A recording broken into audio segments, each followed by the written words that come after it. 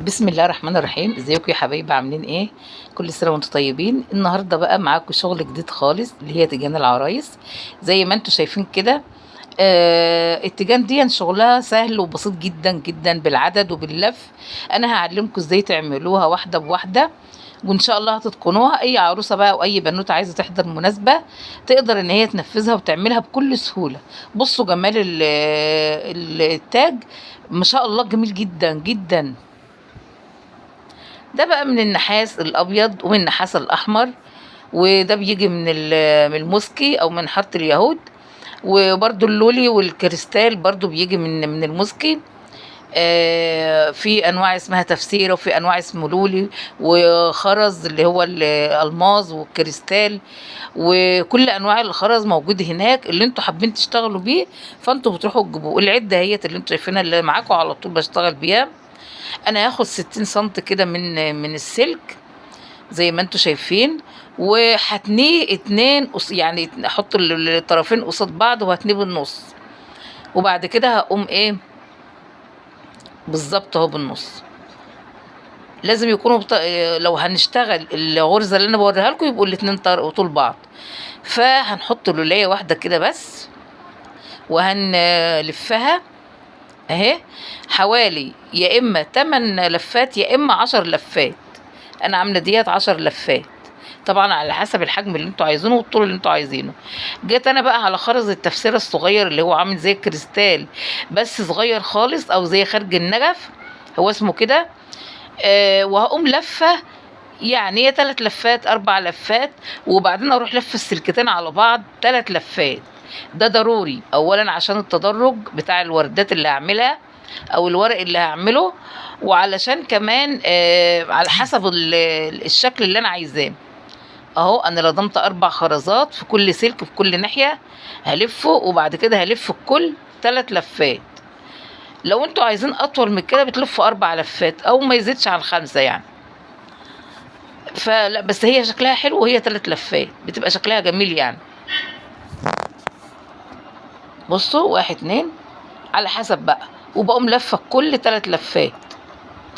دي على حسب طول الورقه، يعني لو عايزين الورقه طويله شويه، عايزين الورق ينزل بالتدريج زي ورق الشجر، يبقى بالطريقه دي نطول ونقصر. ده على حسب منظورنا احنا، على حسب ما احنا شايفين. هنلضم 4 خرزات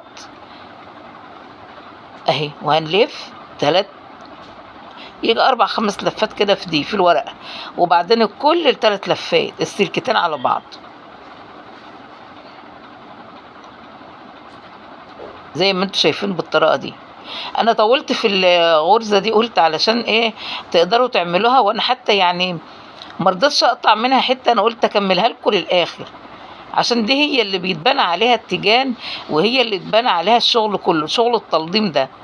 في شغل اللزق بقى اللي انا عامله منه التيجان، وان شاء الله هعمله معاكم برضو، اللي هو لزق بالمسدس الشمع وبالكريستال. لا بالالماظ، بس بيبقى مش مضمون قوي بيقع. فانا افضل اللي هو الملضوم اكتر يعني. 4 4 بلضم 4 والف اتنهم على بعض على حسب الطول والف. بصوا شايفين التدرج؟ في حتتين سلك كده انا قطعتهم من السلك اللي انا بستخدمه ما احتجتهمش. ففي نوع اسمه الخرز ده عامل زي كمثريه اهي. بصوا شكلها زي الكمثريه. فانا برضو لضمت واحده ولفت 8 لفات، وهلضم واحده تانية، وبعد مثلا هلفها واقوم لفه الكل برضو 3 لفات. انا عايزاكم ما تتلخبطوش. بصوا السلكتين على بعض 3 لفات اهو. يعني هو انا قلت ادخل شكل كده مع الهربيس. انا بعمل هربيس طبعا او هيديبيس على رأي كل بلد ما بتسميها. انا بسميها التاج اللي هو النايم، اللي بيبقى نايم على الشعر او على الطرحه، هم بيسموه هيديبيس او هربيس. فدي مسميات يعني، ولو كان النتيجه هي واحده يعني. فانا بعمل بقى اشكال، بس اشكال نفس يعني ما بخرجش عن المألوف بتاع التاج نفسه. يعني انا بجيب مثلا اللولي ده انا كنت جايباه بشتغل بيه الاكسسوارات معاكم، عملت بيه اكسسوارات كتير معاكم. بصوا الشكل. فانا بقى عاملاه مختلف، بدخله في وسط التاج علشان يدي اولا ضي وشكل جديد. اي حته سلك بتقع مني بتعمل اروح لفها اللفه دي، بحيث ان انا مثلا وانا بعمل التاج او اعمل الشكل في حته فاضيه، في حته هربط بيها، اروح رابطه بالخرزه، ما بقاش بربط بسلك فاضي. هعمل شكل تاني قدامكم. اقطع مثلا نص متر سلك واتنيه على بعضه، واقوم لضمه كريستاله كبيره. الكريستاله ديت يا جماعه 10 10 مللي. فيه 8 وفيه 6 وفيه 4 وفيه 2 وفيه بقى 12 زي ما انتوا عايزين. انا جايبه ديت 10 وجايبه كمان 8 اللي بشتغل بكم بيهم النهارده. والنوع اللي انا بلضمه اللي هو بشتغل بيه الفضي ده برضو كريستال فضي مقاس 6. بلضم الواحده والفها وارجع الف السلكتين على بعض 3 كريستال اهو. بصوا ودي ذهبي. انا ما بخرجش عن المألوف بتاع التاج، انتوا هتشوفوه في الاخر الهربيس هتحكموا.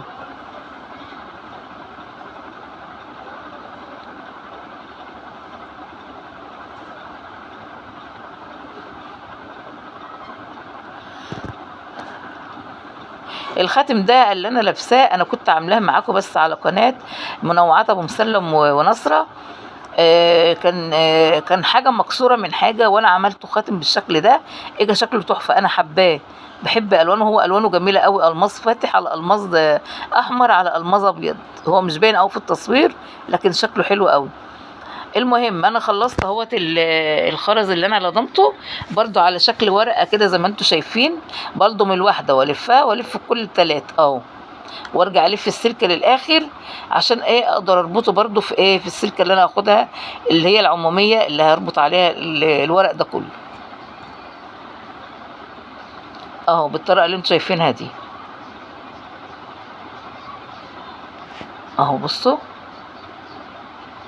يعني كذا شكل، هي اشكال ترجع لكم انتوا برضو. اللي هو بيشتغل في الحاجات دي بيبدع. هذا كل الشغل اللي انا عملته اللي انا صورت منه قدامكم واللي انا عملته اهو. فانا هفصل كل شكل على بعضه واحطه جنب بعضه بحيث ان انا باخد واحده من دي الف واحده من دي الفها على الطوق وواحده من دي وواحده من دي، يعني ايه احاول اشكل عشان ما اتلخبطش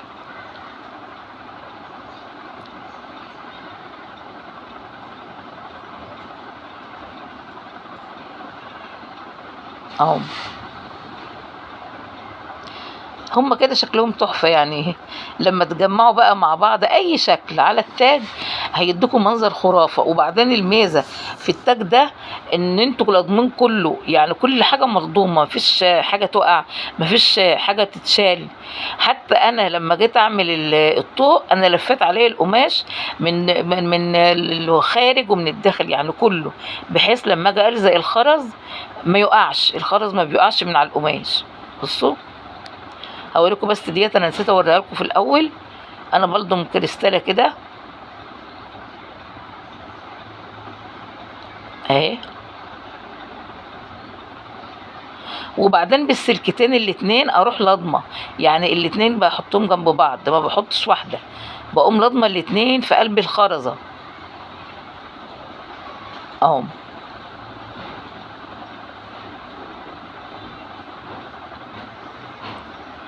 هو الفيديو طويل شويه بس علشان دي حاجات لضم بقى وحاجات من دي فبياخد وقت شويه، وانا يعني كمان مسرعه على قد ما اقدر. ده هو كان الفيديو ساعه لان اللي فعلا التاج خد مني وقت ومجهود كمان، لان انا حتى قبل ما اصور لكم انا كنت عامله اشكال اللي هي ديت، قعدت كتير يعني قعدت كام ساعه فيه، وبس اللي انا بصور لكم انا عملت واحده او اتنين بس.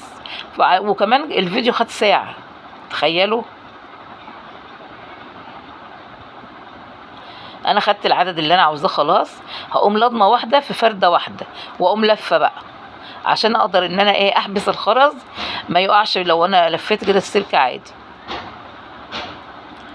دي حاجه كده جات لي فكره برضو لما حته سلكه فضلت عملت الشكل ده، قلت طب انا هعمله طويل واحطه كده في وسط اهو، احطه في وسط البتاع هيدي شكل برضو. جبت انا السلك اهو حوالي متر برضو او اكتر، انا عملته على مقاس راسي، يعني انا حطيته كده على مقاس راسي وقسته. هقوم تانية الطرفين للداخل، يعني مش يعني انا مش هتني كده من بره، لا، هقوم جايبه الطرفين واقوم حطاهم على الداخل السلك من بعضه، واقوم لفه بالطريقه اللي انتوا شايفينه كده بحته سلك اهو. انا عملتها سرعتها لان الخطوه ديت يعني سهله ان يعني ايه تنفذوها حتى لو سمعتوه. وهبدأ بقى انقي الاطولات بتاع الخرز، واركب واحده شمال وواحده يمين، ومعايا الزراديه اتك شويه على طرف السلك بحيث ان هو ما يتزحزحش مني او يجري مني، او ان انا اثبته كمان ما يديش منظر مش حلو.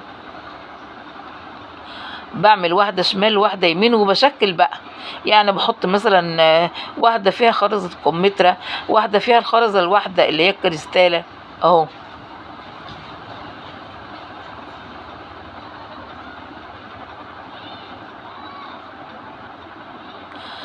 افضل اعمل كده لغايه الاخر. بصوا سهل والله ما صعب، انتوا بس ايه انووا كده وهاتوا حاجه يعني حاجه تعمل لكم انتاج واحد. لو بنتك مثلا رايحه فرح وعايزه تفرحيها، اعملي الحاجات دي بس على اصغر. انا هوريها لكم برضو الحاجات بتاع الافراح دي للبنات، هوريها لكم على اصغر. على اصغر هتبقى شكلها تحفه على الطرحه كده من فوق. ان شاء الله هنفذها لكم الفيديو الجاي وهوريها لكم.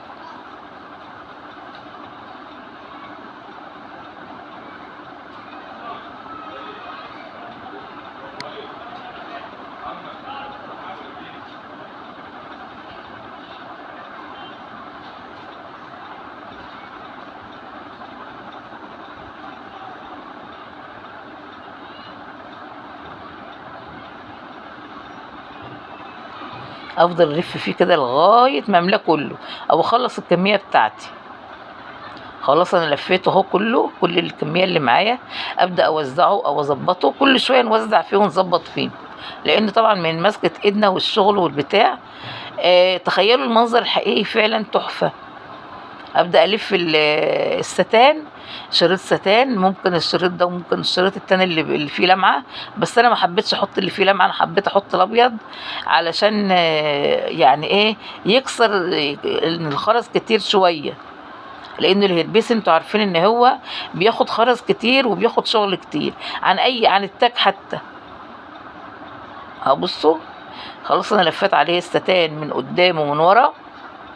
انا لفيت عليه من قدام ومن ورا علشان قدام ان انا احط برضو شويه الماظ، اولا عشان الشكل بتاع الشغل يداري الشكل بتاع الشغل، وثانيا عشان يدي منظر حلو. وحطيته على الستانه بحيث ان هو مش هيقع من عليه، ان هيلزق عليه.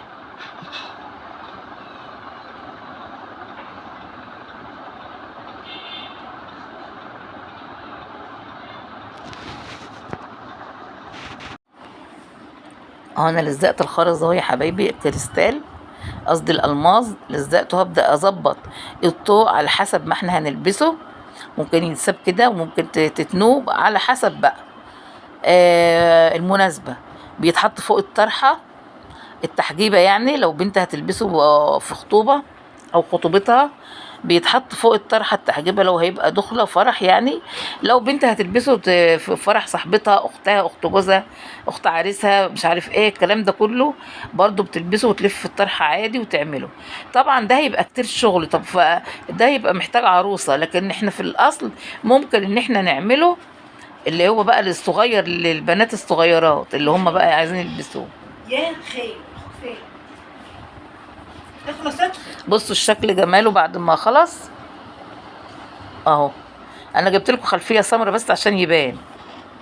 انا برضو بعد كده لميت شويه الشغل،